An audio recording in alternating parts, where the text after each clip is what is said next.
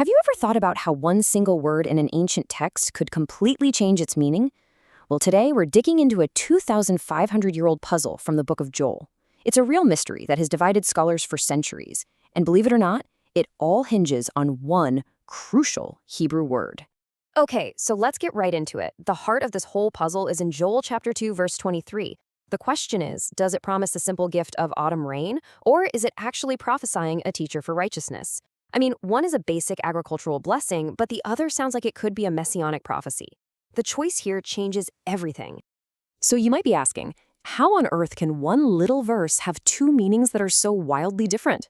Well, the answer is buried in the original Hebrew language, and it's a classic case of a translation dilemma that has left a huge trail of debate throughout history. Now, you can really see the problem laid bare when you just look at how different Bibles have handled this. It's pretty fascinating. The newer NIV, for example, goes with the autumn rains, but the older NIV and some heavyweight commentators like Keel and Delitzsch, they chose a teacher for righteousness. Even the classic King James Version lands on the former rain. So this isn't just some minor disagreement, it's a fundamental split on what the prophet was actually trying to say. All this confusion really boils down to two Hebrew words that look almost identical. You've got moreh, which means teacher, and you've got yoreh, which means early rain. Just look at those first letters, a meme on the left and a yud on the right. In handwritten scripts from back then, they can look incredibly similar. It's so easy to see how a scribe, copying a text by hand, could have just mistaken one for the other.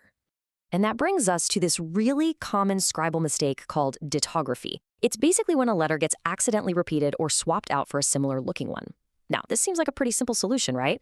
A copyist just made a tiny error, and the verse is only about rain. Case closed. But some scholars think there's something much, much deeper going on here. That maybe this wasn't an error at all. And this is where the detective arc gets really, really cool. Instead of just chalking it up to a mistake, what if Joel was making a deliberate connection on purpose? As it turns out, there's this hidden pattern woven all throughout the Old Testament that directly links divine teaching with the blessing of rain. And this verse just illustrates that connection brilliantly.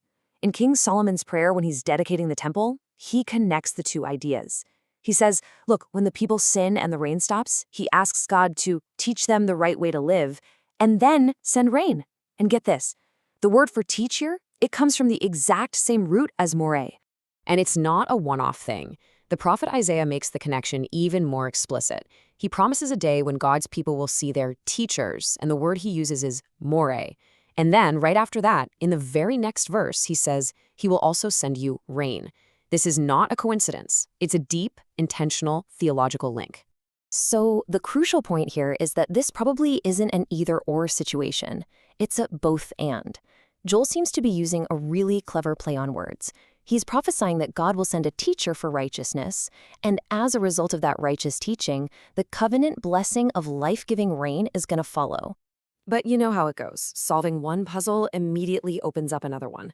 Just 5 verses later, Joel delivers one of the most famous prophecies in the entire Bible, and this one points to an even greater outpouring from God.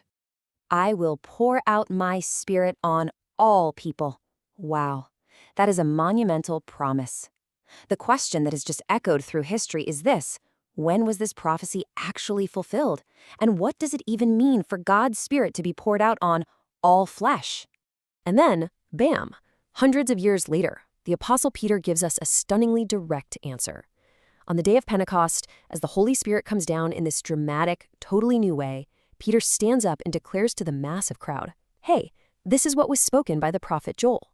He's claiming that this ancient prophecy is coming true, right there, before their very eyes. But of course, it's not quite that simple. Theologians have been debating the exact nature of that fulfillment ever since. Was it a one-time event that just happened and then ended at Pentecost? Or was Pentecost maybe just a down payment for a much bigger fulfillment in the future?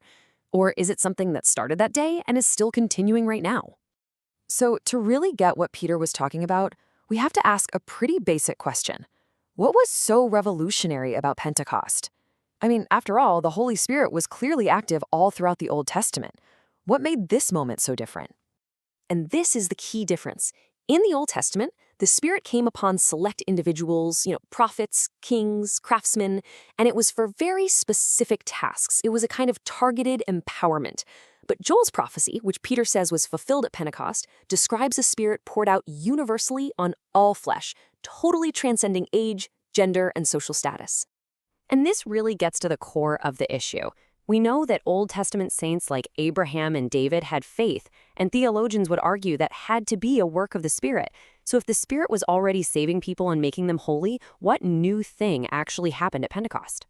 The answer, according to many theologians, is a brand new work of the Spirit called the baptism of the Spirit. Now, this wasn't about individual salvation. That was already happening.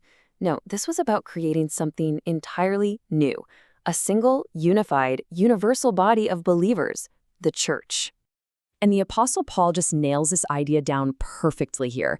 He says the baptism of the Spirit is the act that takes believers from every single background, Jew, Gentile, slave, free, and joins them all together into one body.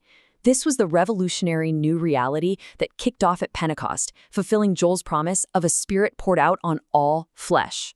And the significance of this moment is, well, it's staggering. To put it in perspective, the famous theologian Herman Bavinck argued that this outpouring of the Spirit is one of the 3 monumental works of God in all of history, putting it right up there with creation itself and the incarnation of Christ. That's how big a deal this was. And when you think about Pentecost in that context, it leaves us with one final fascinating question. Peter said that Pentecost marked the beginning of the last days, but Joel's full prophecy also talks about the sun turning to darkness and the moon to blood before the coming of the great and dreadful day of the Lord. So if the beginning of the end started 2,000 years ago, what final fulfillment does this ancient prophecy still have in store?